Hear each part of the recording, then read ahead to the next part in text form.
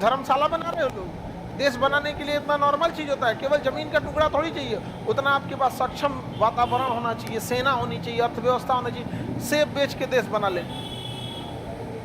कश्मीर में पर्यटन, सेब, ड्राई फ्रूट और कौन चीज उगा ज्यादातर यहाँ पे, नहीं समझे? तो हरि सिंह ने चढ़ा दिया।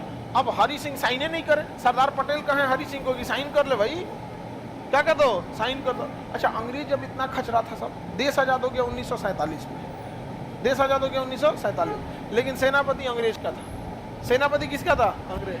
कहा कि जब तक आप संविधान नहीं बनाएंगे, सेनापति किसका रहेगा? अंग्रेजों का ही रहेगा।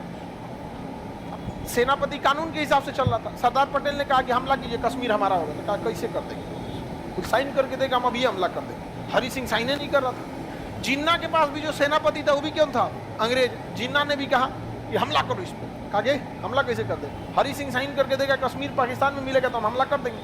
यानी दोनों के पास बराबर मामला था। लेकिन जिन्ना के पास, जिन्ना ने क्या किया, एक गलत सहारा लिया।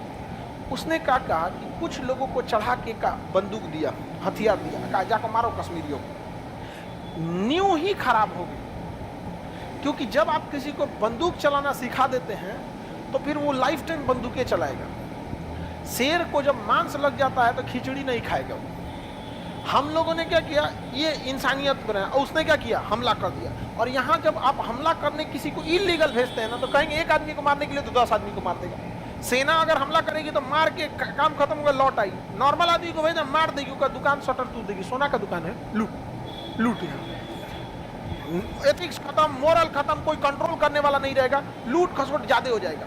जबकि बाकी में ऐसा नहीं होता है। आप ही लोग को पुलिस बंदूक दे दिया जाए, कहा जाए कि पूरे शहर की सुरक्षा व्यवस्था आपके हाथ में, रात में तुम ही लोग ताला तोड़ने लगेगा।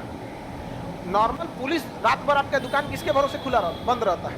पुलिस के कभी सोचे जिस दिन वो चालू चाह देगी क्या होगा? एक सड़क पे 2 जीप उधर, 2 जीप इधर है, भाग यहाँ से, रास्ता खाली हो जाएगा। लेकिन आप कितनों गरिया लीजिए पुलिस को, लेकिन अल्टीमेट आप उन्हीं के पास जाते हैं। सोचिए, आज हम लोग आवाज उठाते हैं पुलिस के ऊपर, आधा घंटा लग गया पुलिस को आने में। भाई आपके घर से पुलिस स्टेशन जितना दूर है ना, पुलिस स्टेशन से आपका घर भी उतने दूर है। तो हर इधर से कौन घुसा दिया? सेना, जिन्ना। सेना घुसाया कि आतंकवादी सबको? आतंकवादी ने जमीन कब्जा किया ही, लोगों का सामानों लूटने लगे सब। हद तब हो गया जब वहां वो हमला करते थे सब ना, इतना एरिया कब्जा किए, तो वहां महिलाओं को लेके, लड़कियों को लेके जाने का हम ब्याह करेंगे, आगे बढ़ाना तो एक और लड़की दिखी तो एक से कर लेंगे। लूट खसोट इतना रद्द कर दिया, इतना तबाह कर दिया कि हरि सिंह कहा कि भाई अब हमरो यहाँ से उठा मत ले जाए। तब हरि सिंह भागे भागे आए सरदार पटेल से मदद मांगने, नेहरू से। नेहरू जी हमारी मदद कीजिए। तो क्या जरूर करेंगे? सरदार पटेल कहे जरूर करेंगे, पहले साइन कराइए। करा से ढेर होशियार बन रहा था, तो साइन किया, मैं भारत में विलय करता हूँ। तो भाई हरि सिंह का तो एरिया ये पूरा है ना, ये पूरा एरिया है। और जब उन्होंने साइन किया, मतलब पूरे के लिए साइन किया, लेकिन जब तक वो साइन किया, अक्टूबर में आके साइन किया। आजादी मिली थी कब? अगस्त में। अगस्त, सितंबर, अक्टूबर, लास्ट अक्टूबर, 26 अक्टूबर को जाके कर रहा है। बताइए, अक्टूबर खत्म करके 26 अक्टूबर को कर रहा है। 3 महीना में कितना हमला हो जाएगा समझ रहे हैं आप लोग यहाँ पे? तब तक इतना एरिया कब्जा कर चुका था। तब हरि सिंह आए, तब कौन किए? हरि सिंह साइन किए और कहे बचा लीजिए। तब सरदार पटेल ने साइन कराया, और सरदार पटेल जो गृह मंत्री थे तुरंत जाके अंग्रेजों की सेनापति को दिए, ये देखिए अब साइन हो गया, अब तो हमला करेंगे ना, अब आप स्वतंत्र, अब हमला कर सकते हैं। तो जवाहरलाल नेहरू प्रधानमंत्री थे, सरदार पटेल ब्रिगेडियर उस्मानी को भेजा गया। किसे भेजा गया?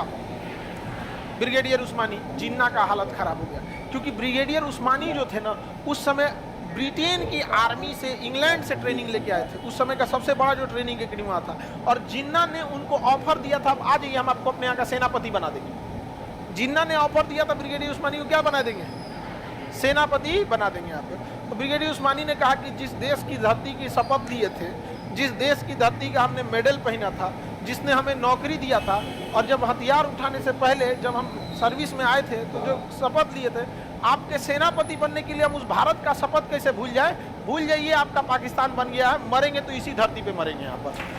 तो ब्रिगेडियर उस्मानी को जब कमांड दिया गया, तो उसके बाद से पाकिस्तानी 1 इंच आगे नहीं बढ़ सके थे। 1 इंच आगे पाकिस्तानी नहीं बढ़ सके सर। यहाँ से पूरी तरह से ब्रिगेडियर उस्मानी ने क्या किया, सेना बिछा दिया और पाकिस्तानियों को खदेड़ना चालू कर दिए यहाँ पर, और पाकिस्तानी सबको पीछे ढकेलने लगे। नौशेरा एक जगह है कश्मीर में जहाँ पाकिस्तानियों ने अपना गढ़ बना लिया था और वहाँ पूरा गोदाम बना लिया था गोला बारूद का, और नौशेरा में पूरे ब्रिगेडियर उस्मानी 1 दिन में कब्जा कर लिया, गोदाम वोदाम सब उड़ा दिए, भाग गया सब पाकिस्तानी का। यही हथियार का यूज करें आप। ब्रिगेडियर उस्मानी की एक समझिए अच्छाई कही है, खराबी ढीठ बहुत थे, ढीठ बहुत थे वहाँ पे। युद्ध के मैदान में ही जाके उनको समझाते थे अपने सैनिकों को। अब जगह कोई सिपाही है और उसके बीच में ब्रिगेडियर आ गया, ब्रिगेडियर का बहुत बड़ा होता है, समझ में आ गया कि नहीं आ गया। जब सामने ब्रिगेडियर खड़ा रहे तो सिपाही का मनोबल इतना बढ़ जाएगा कि कुचू उखाड़ के फेंक देगा वहाँ पे। और इसी बीच में जब ब्रिगेडियर उस्मानी थे तो एक तोप का गोला पूरे आगे गिर गया। हालांकि कई बार ये बच चुके थे। एक बार तोप का गोला जैसे जहाँ खड़े होते हैं भाषण देने गए ना, जैसे वहां से भाषण देके खत्म होके हटे तुरंत वहां एक तोप का गोला गिरा। जिस जगह पे थे भाषण दे रहे थे उसी जगह पे जैसे खत्म हो गया, उसके जैसे गए अपनी जीप में बैठे वहीं गोला गिर गया। तो लोगों ने बताया कि सर आप जहाँ थे वहीं पे तोप का गोला गिर गया था। तो कहे कि तोप के गोला को भी पता है ब्रिगेडियर की इज्जत की जाती है। तो हरि सिंह की गलती की वजह से ये एरिया किसने कब्जा कर लिया। अब जवाहरलाल नेहरू को ये लगा कि हम मुकदमा कर देते हैं, हम क्या करते हैं, केस कर देते हैं। कहाँ पर, यूएनओ में। कहाँ केस करेंगे, यूएनओ में। अब जवाहरलाल नेहरू चूंकि वकील थे, उन्हें लगा केस लड़ लेंगे, लेकिन ये नहीं समझ पाए अंग्रेज यूएनओ ऐसा संस्था बनाए जहाँ कोई भी मामला फंस जाता है, और लेके चले गए कश्मीर मामला को कहाँ पे, यूएनओ में। अब पाकिस्तान कहता है कि हम यहाँ जनमत संग्रह कराना चाहते हैं, यहाँ के लोगों से पूछना चाहते हैं तुम कहाँ रहना चाहते हो, हम लोगों से मिलना चाहते हैं, कहाँ रहना चाहते हैं। लेकिन हरि सिंह जब साइन किए थे ना, तो शेख अब्दुल्ला एगो खचरा था, उसने 370 जुड़वा लिया था। क्या जुड़वा लिया था, 370, जिस वजह से हम लोग वहाँ नहीं रह सकते थे। मोदी जी यहाँ किसको निपटा दिए, 370 निपटा दिए। सरदार पटेल ने साइन करा लिया, ब्रिगेडियर उस्मानी तबाह कर दिए, और नेहरू कहाँ लेके चले गए, यूएनओ में। देखिए नेहरू अगर यूएनओ में ले गए तो आप भले नेहरू की गलती कीजिए, लेकिन गलती जो है यूएनओ की है।